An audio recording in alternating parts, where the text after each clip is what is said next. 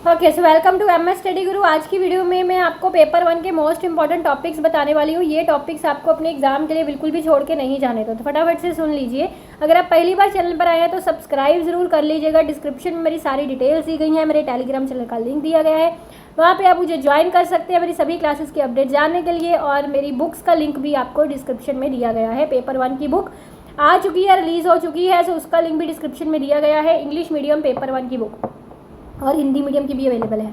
तो सबसे पहले अगर मैं टीचिंग एप्टीट्यूड की बात करूँ तो इसमें जो आपके लर्निंग के मॉडल्स हैं, लर्निंग के मॉडल्स में सबसे पहले आ जाता है जैसे आपका ब्लूम टैक्सोनॉमी हो गया, है ना, ब्लूम टैक्सोनॉमी हो गया, और गेगनेस हायरार्की हो गया, पैवलोव का मॉडल हो गया, ऑपरेंट कंडीशनिंग, स्किनर की थ्योरी, ये सारे लर्निंग के मॉडल्स बहुत इंपॉर्टेंट है, आपको करके जाने हैं।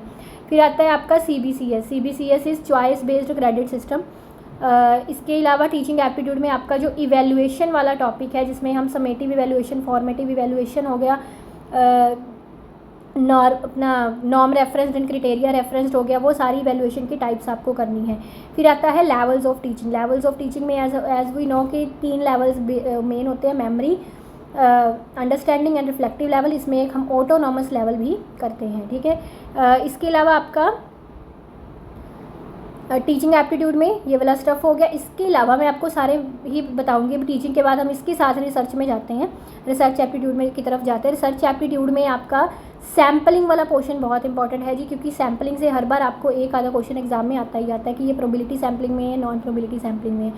रिसर्च एथिक्स का टॉपिक बहुत इंपॉर्टेंट है। रिसर्च एथिक्स अच्छे से करके जाना, कौन कौन सी चीज़ एथिक्स में होती है और कौन कौन सी चीज़ एथिक्स में नहीं होती। इसके अलावा quantitative and qualitative research, very very important topic. और मेरी ना एक वीडियो है, अलग से मैंने बनाई हुई है कि टाइप्स ऑफ रिसर्च में इंपॉर्टेंट टाइप्स ऑफ रिसर्च कौन सी हैं। प्लीज़ वो वीडियो ज़रूर देखना, उसमें मैंने इंपॉर्टेंट आपको 7-8 टाइप्स बताई हैं कि बस ये वाली रिसर्च की टाइप्स करके जाइएगा, इससे ही फ्रिक्वेंटली एग्जाम में क्वेश्चन पूछे जाते हैं। सो टाइप्स ऑफ रिसर्च हो गया। फिर इसके अलावा आपका रिसर्च में टॉपिक है हिपोथेसिस का। हिपोथेसिस से क्वेश्चंस आते हैं, level of significance, power of test. जो मेरे इकोनॉमिक्स वाले लर्नर्स हैं ना, उनको पेपर 1 में रिसर्च एप्टीट्यूड और ज़्यादा डिटेल्ड आएगा, क्योंकि जिनका पेपर 2 ऐसा, जैसे कि जो ज्योग्राफी वाले स्टूडेंट्स हैं उनको पीपल एंड एनवायरनमेंट से डिटेल्ड क्वेश्चन आ सकते हैं। जो कंप्यूटर साइंस, कंप्यूटर वाले स्टूडेंट्स हैं जिनका पेपर 2 कंप्यूटर है, उनको ICT से ज़्यादा डिटेल्ड क्वेश्चन आ सकते हैं। इसी तरह जो इकोनॉमिक्स एंड कॉमर्स के स्टूडेंट्स हैं उनको रिसर्च एप्टीट्यूड से डिटेल्ड क्वेश्चन आ सकते हैं, ठीक है। हिपोथेसिस हमने पेपर 2 इकोनॉमिक्स में भी बहुत अच्छे से पढ़ा हुआ है, तो पेपर 1 में भी हमको ये अच्छे से पढ़ के जाना है, ठीक है। हाँ, आगे चलते हैं हम कम्युनिकेशन पे। सो मैंने टॉक अबाउट 11th टॉपिक है यहाँ पे कम्युनिकेशन का। इसमें आते हैं आपके कम्युनिकेशन के टाइप्स। कम्युनिकेशन के टाइप्स में verbal and non verbal communication, और नॉन वर्बल कम्युनिकेशन की आगे काफ़ी सारी टाइप्स हैं, वो हमको करके जा रही हैं। कम्युनिकेशन के मॉडल्स हो गए आपके, ठीक है, जैसे कि स्किनर का बोल दिया मैंने, लीनियर कम्युनिकेशन मॉडल जो है आपका, एंड देन शैनन वीवर का बोलना था, एंड देन उसके बाद आपका एक बैरलो का मॉडल है, एक हेलिकल मॉडल भी है। तो इंपॉर्टेंट वाले communication model, transaction and interaction वाले मॉडल बहुत इंपॉर्टेंट है। Transaction model and interactive model of communication, ये वाले ज़्यादा इंपॉर्टेंट है, तो यू मस्ट डू डैट। इसके अलावा कम्युनिकेशन के बैरियर्स, कम्युनिकेशन बैरियर्स से आपका क्वेश्चन बन जाता है। इसके बाद अगर मैं देखूं तो आपका इम्पॉर्टेंट टॉपिक आएगा कम्युनिकेशन में। तो वैसे ये 3 टॉपिक्स ही हैं जो आपके इंपॉर्टेंट है, जिससे एग्ज़ाम में ज़्यादा क्वेश्चन रिपीट होते हैं। आगे मैं इसके बाद ICT पर चलती हूँ। ICT से अगर मैं देखूँ तो इसमें ना आपका इंटरनेट वाला टॉपिक इंपॉर्टेंट है, ठीक है। इंटरनेट वाला टॉपिक बड़ा वास्ट टॉपिक है वैसे, कि इसमें इंटरनेट क्या होता है, इंटरनेट एक्सट्रानेट क्या होता है, ठीक है, काफ़ी डिटेल्ड टॉपिक है ये। इनपुट आउटपुट डिवाइसेस से भी आपको क्वेश्चन पूछे लिए जाते हैं एग्ज़ाम में। हार्डवेयर सॉफ्टवेयर हो गया, हार्डवेयर सॉफ्टवेयर डिवाइसेस से, ठीक है, इस तरह के क्वेश्चंस। ICT की फुल फॉर्म्स एग्ज़ाम में पूछी जाती हैं, ICT की फुल फॉर्म्स, ठीक है, full forms ICT। Then number system से क्वेश्चन एक आधा बन ही जाता है आपका। नंबर सिस्टम अच्छे से करवाया मैंने आपको, और ICT का पूरा मैराथन लिया हुआ है मैंने आपका मैराथन, जिसमें क्रैश कोर्स की फॉर्म में इसी चैनल पर सारा ICT आपको करवाया है। इसके अलावा जो आपके मलिशियस सॉफ्टवेयर होते हैं जिनको मालवेयर बोलते हैं, जैसे वॉर्म्स, वायरसेस, ट्रोजन हॉर्सेस हो गया, है ना, ये आपको अच्छे से समझ में होने चाहिए, ठीक है। आगे चलते हैं लॉजिकल रीजनिंग।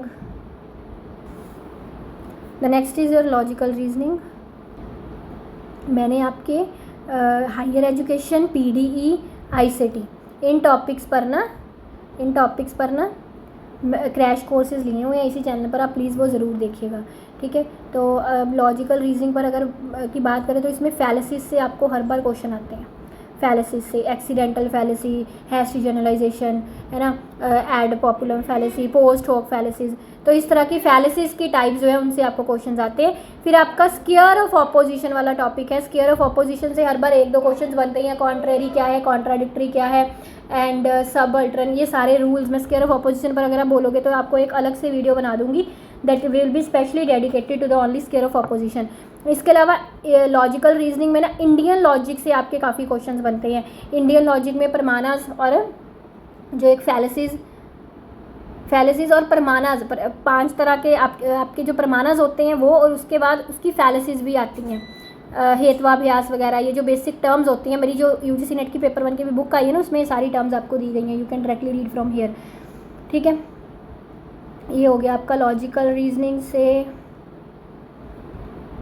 हाँ, इसके बाद अभी आते हैं मैथमेटिकल एप्टीट्यूड। मैथमेटिकल एप्टीट्यूड में कुछ बेसिक कंसेप्ट्स आपको क्लियर होने चाहिए। रेशियो प्रपोर्शन निकालना आपको आना चाहिए, एंड परसेंटेजेस निकालनी आपको आनी चाहिए, एंड देन एवरेजेस का आपको पता होना चाहिए, एवरेज निकालना अच्छे से आना चाहिए, और नंबर सीरीज़ एंड जो कोडिंग डिकोडिंग होती है उससे हर बार क्वेश्चन एग्जाम में पूछा ही जाता है, कोडिंग डिकोडिंग नंबर सीरीज़, ठीक है। ये आपके ज़्यादा इंपॉर्टेंट टॉपिक्स जो है वो मैथ्स के। अब इसके बाद आपके 2 यूनिट्स रह गए हैं, higher education and PD। Let's do that.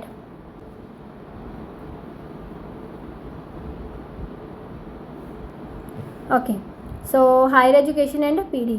अगर मैं पीपल डेवलपमेंट एनवायरनमेंट की बात करूँ, इसमें एक तो sustainable development goals and millennium development goals एक बहुत इंपॉर्टेंट टॉपिक है।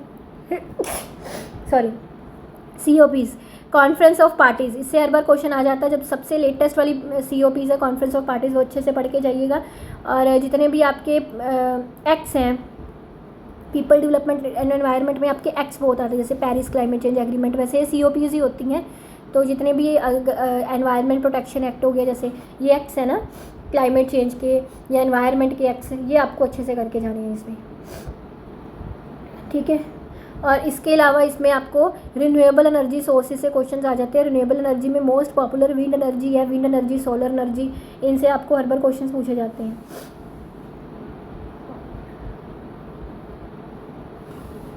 ठीक है। 1 मिनट।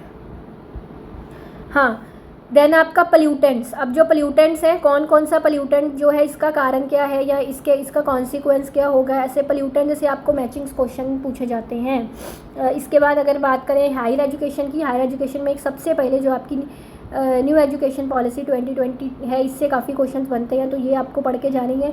फिर जो आपका रेगुलेटरी फ्रेमवर्क है, रेगुलेटरी फ्रेमवर्क जैसे कि इसमें आपको पूछा जाता है UGC के फंक्शंस हो गए, फिर NAAC नीटर क्या होता है, ठीक है, बार काउंसिल ऑफ इंडिया, ऐसे करके जितने भी रेगुलेटरी एजेंसीज आ गई हमारी, वो सारी AICTE हो गई, that is very very important, AICTE, है ना। तो मेरी जो बुक है उसमें आपको ये सारी दी हुई हैं। तो ये रेगुलेटरी फ्रेमवर्क, इनकी फुल फॉर्म्स पूछी जाती हैं आपको, फुल फॉर्म्स और इनकी इस्टेब्लिशमेंट्स ईयर्स या फिर इनके मेन फंक्शंस क्या होते हैं, ऐसे पूछा जाता है। इसी तरह हायर एजुकेशन में भी एक्ट्स बहुत होते हैं, बहुत एक्ट्स हैं हायर एजुकेशन की। कमीशन, जैसे कोठारी कमीशन हो गई, राधा कृष्णन कमीशन हो गई, बिफोर इंडिपेंडेंस, आफ्टर इंडिपेंडेंस वाली, ये सारी कमीशन एंड एक्ट्स, इनकी डेट्स और इनके मेन जो इनमें क्या क्या चीज़ें हुई थी, ये आपको यहाँ पे पता होना चाहिए, ठीक है।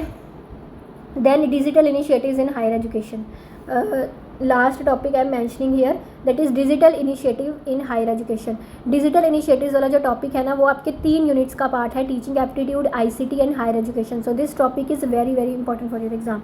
तो इसी तरह से मैंने आपको अप्रॉक्सीमेट 30 टॉपिक्स बताए हैं पेपर 1 के, जो आपको एग्जाम में छोड़ के नहीं जाने। और इन टॉपिक्स को अच्छे से करके जब सारा सिलेबस कंप्लीट कर लिया हो गया ना, तो इनको एक बार दोबारा से अच्छे से पढ़ लीजिएगा, बस इतना काम आपको करना है। तो इससे आपकी last minute revision, last day revision जो है और अच्छी हो जाएगी। अगर आपको अच्छा लगा ये वीडियो, लाइक शेयर दूसरों के साथ भी करिएगा, और टेलीग्राम ज़रूर फॉलो कर लीजिएगा, डिस्क्रिप्शन में आपको सभी लिंक्स दिए गए हैं। चैनल को सब्सक्राइब करिएगा इसी तरह की और वीडियोज़ के लिए।